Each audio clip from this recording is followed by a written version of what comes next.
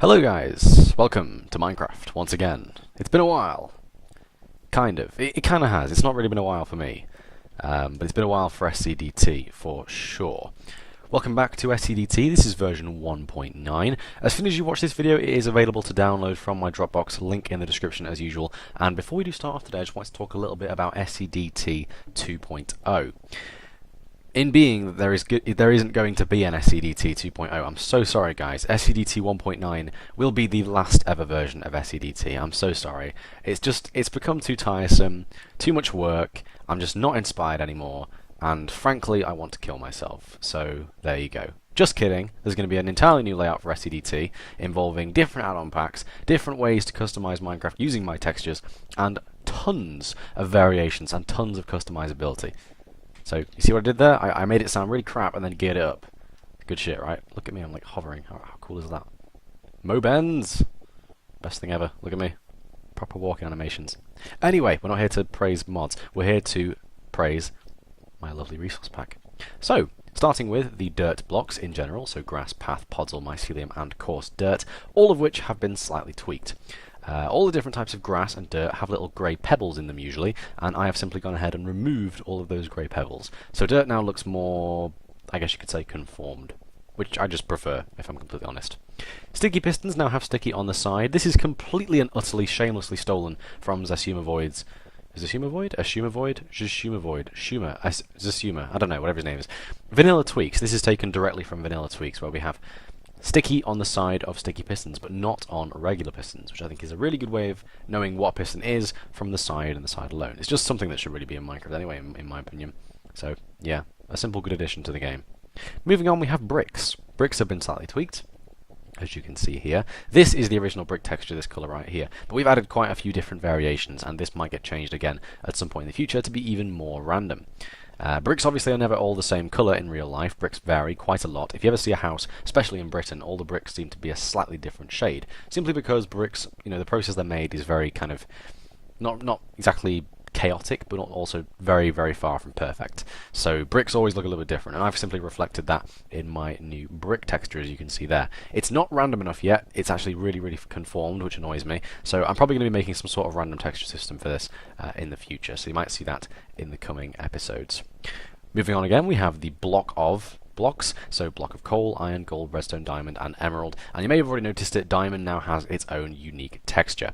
Every single block has its own unique texture, so coal has this kind of gritty, liney texture, iron looks like bars, redstone has this kind of weird, I don't know, I don't know what you'd call that to be honest, emerald looks like an emerald, and then gold and diamond always shared the same textures. Diamond now has its own separate texture compared to gold, so there you go, much better. Moving on, we have the terracotta blocks added in version 1.12. These have all been slightly tweaked. All of the terracotta blocks are unchanged, except the 6 you see in front of you right now. So I'll walk through the changes with these, the design choices I've made. My rule with Minecraft is to only ever use 3 colours. 3 colours, and then you can use a base colour such as white or black or grey. White and black and grey are neutral colours, so they go with every other colour, and you can use them to mix in for things like, let me just give you an example over here. This, for example, you see here, I would usually stick to 3 colours, but here we have brown, a slightly different shade of brown, blue, but then you can also have the grey, because the grey doesn't really interfere, it just sort of, it's just sort of a filler, if you know what I mean. Grey, black, and white are absolutely fine. But what I wanted to do really here was limit each of these terracotta blocks to one colour type, if you know what I mean. So originally, the brown terracotta block, which is what this is right here, had a sort of a bluey texture where these grey things are. I've simply made those grey.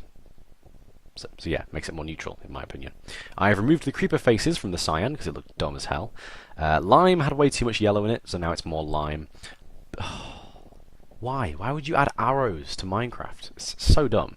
Just get out of my face. Instead we have this new infinitely tileable block, which will tile perfectly whichever way you place it, regardless, as you can see here. So I can place it any direction I like, and it will always tile perfectly, as you can see there. Everything always links up, it's always perfect, and that really satisfies me. So basically, magenta glazed terracotta is now really good if you want to make a giant, really weird pattern on a floor or a ceiling or even a wall. Moving on, we have orange glazed terracotta. Orange glazed terracotta had cyan in it for some reason, so it's gone. There you go. And finally, white glazed terracotta. This had a bit of blue in it. Again, been removed. So it kind of looks like an egg now. That one really looks like a sun, if I'm honest.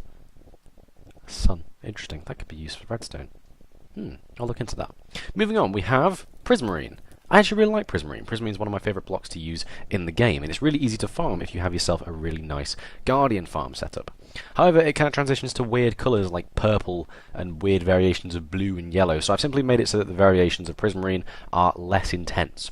It will stay to this kind of texture with very, very slight variations that happen more slowly than before. Oh, sorry, weird. There's none of that weird purple prismarine, which just didn't work with anything. Thing is, I like this block. You know, I really like the way prismarine looks. I really do. But when you place it in the world and you put it against something which works with, and then it just turns purple and it just doesn't look good anymore, it kind of ruins it for me. So simply we've removed the crap bits. There you go. You can see it's going a bit blue there as well. That's kind of the blue variation. And then it'll slowly fade back to more of like a, you know, like a sea green. It's quite nice. Anyway, moving on, we have the void portal texture. This is the end portal, as you guys know, also seen in the end gateways, and this texture has been changed very minorly. This is simply me saying that I know how to do this now. I've been trying to change this texture the entire time I've been playing Minecraft, and I never knew how. I was dumb. It's really, really simple, actually. It's just a simple texture file. So, yeah, you can just change around the background images, and you get different shapes floating around in the void, which I think is quite interesting. So we're going to be using this in the future, possibly to make something quite cool. Moving on, we have particle effects. Particle effects have been changed just a little bit. They now look different. This is the same thing as the end portal. Simply me saying, I know how to change particle effects now. This is something I've not been able to do in my 4 years of playing Minecraft, and I finally figured it out. So, yeah, particle effects. I now have my own unique ones. And I don't think I'm going to change these. I think they look quite nice. They're a little bit more chaotic than the default Minecraft particle effects, and I like that. This applies obviously to fire, redstone, torches, and a bunch of other things like furnaces, and even some potion effects and arrows and everything, to be honest. Moving on, we have the enchantment glint. The enchantment glint has been ever so slightly tweaked. As you can see here, it has kind of like a pulsing effect that goes across it now, as opposed to the very gradual gradient that there was before. So the enchantment glint is a little bit more lively now, which I think is quite cool. Moving on, we have the cats. Everyone loves the cats, am I right? Everyone loves cats. Cats have been tweaked just a little bit. This is a change that was kind of a long time coming. Black cats, as you guys know, are an Easter egg in my pack, because I had a black cat once. He was called Sooty, original name, I know, and he passed away, unfortunately. So I immortalized him in Minecraft. I thought that was a nice gesture, you know. It's just a nice thing to do, kind of, after an event like that. He had green eyes. It's very, very cool.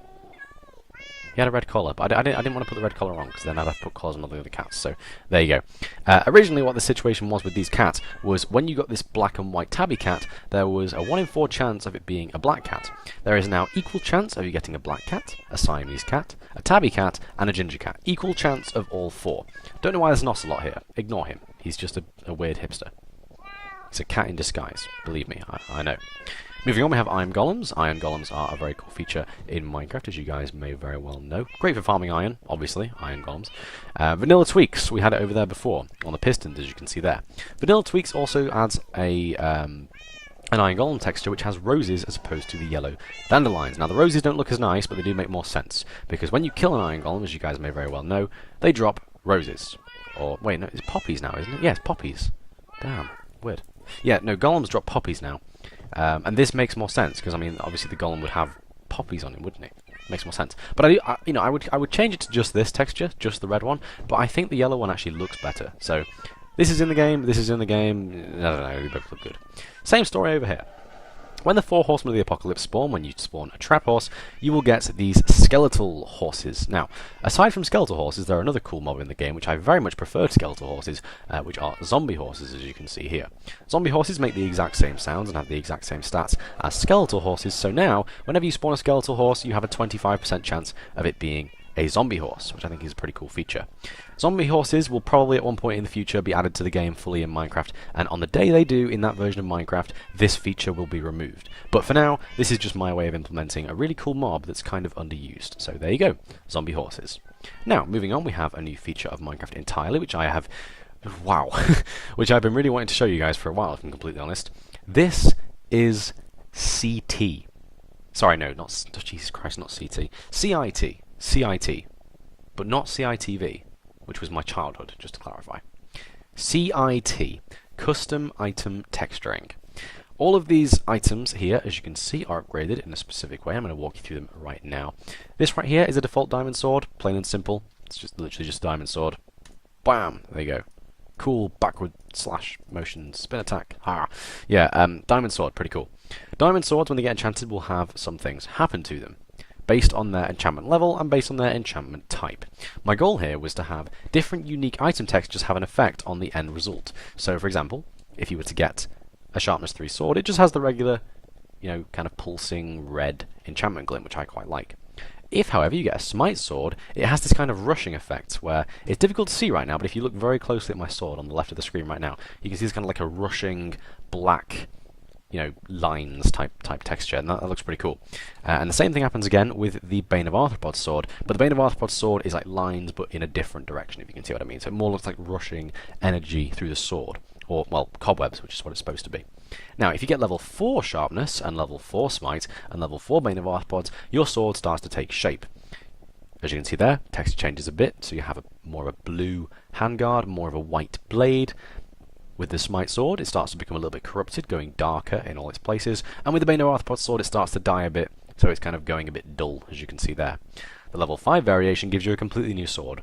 This sword right here, as I'm sure you guys will be able to realise, is entirely based off of the Master Sword. Obviously it's not very accurate, but it's very hard to make something as complicated as the Master Sword in a 16 by 16-bit window. Believe me, I tried many times. It doesn't work at all. This right here is the Smite Sword.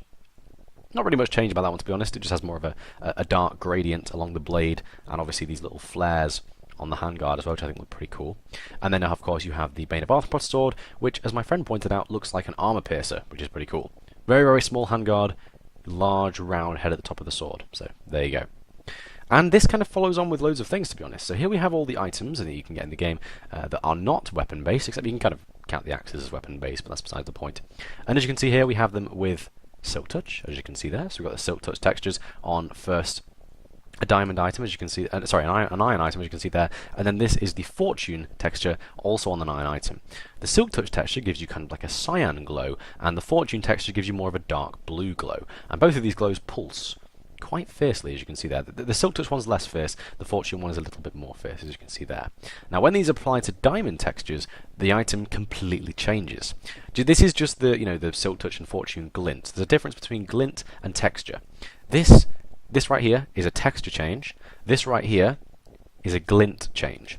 When you get fortune or silk touch on any item, so iron, gold, stone, even wood, you'll get the glint. When you get them on a diamond item, the item completely changes. So with the silk touch, you get more of a cyan blade and more of a cyan kind of infused handle. And when you have a fortune item, you get like kind of this blue tool head and also a more dark handle as well, as you can see there, and they also still get the glint, so they look very, very cool, as you can see there.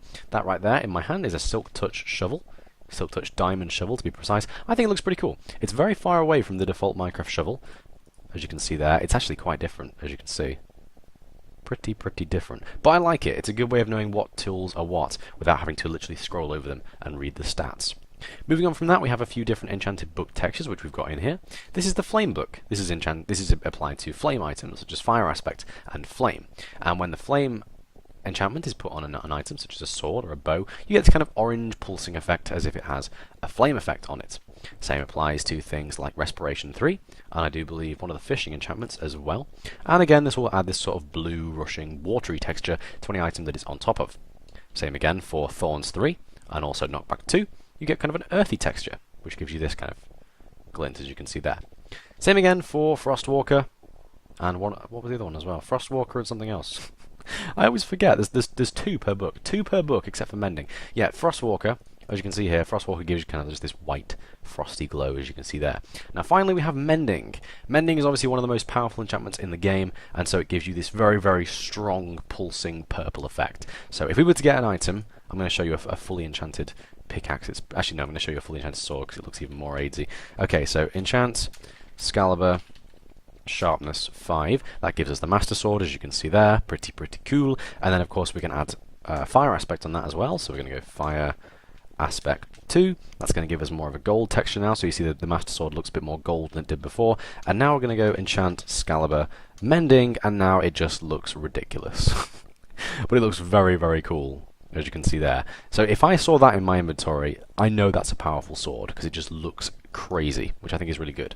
Moving on, we have a few different unique textures, such as this Baldur, which was a community suggestion actually from a guy whose name has conveniently escaped my memory, which is wonderful. It happens way too often. And he basically saw me in a live stream trying to retexture this pickaxe, and I was going to scrap this. This was my original idea for how to do a silk touch pick. I had kind of silky ends to the pickaxe head, and someone who was watching the live stream at the time said, "Hey, that's a really good texture. Why don't you keep that?" And I thought, well, it's fine, dude. I'll keep it just for you. So if he ever makes a pickaxe in the game, or anyone makes a pickaxe in the game on my resource pack, and names their pickaxe Baldur, which is the name that he picked out, it will have this unique texture, as you can see there. Default pickaxe there for comparison as well. So there you go. Diamond, gold, and iron helmets can now be renamed to goggles, and you will get yourself some goggles. Simply because I really like wearing helmets, but they look a bit weird. If you're only wearing helmets and boots with no pants or chest plate, they look a bit odd. So these goggles look much better. I think they look really good. As you can see there, they're on an item stand. This is what I will usually wear when I'm playing on an SMP. Boots for the obvious enchantments, elytra for the flight, and helmet again for the obvious enchantments, but called goggles because it looks much, much cooler. And anyway, that's all wow, let me try that again. That's all for today. Thank you very much for watching. I hope you enjoyed this little showcase of SCDT version 1.9, the last ever modular version of SCDT. In the future, it will be something entirely different and much, much better. So thank you for watching. I hope you enjoyed, and feel free to download the pack, link in the description as always. And I will see you in the next one. Take care. Bye-bye.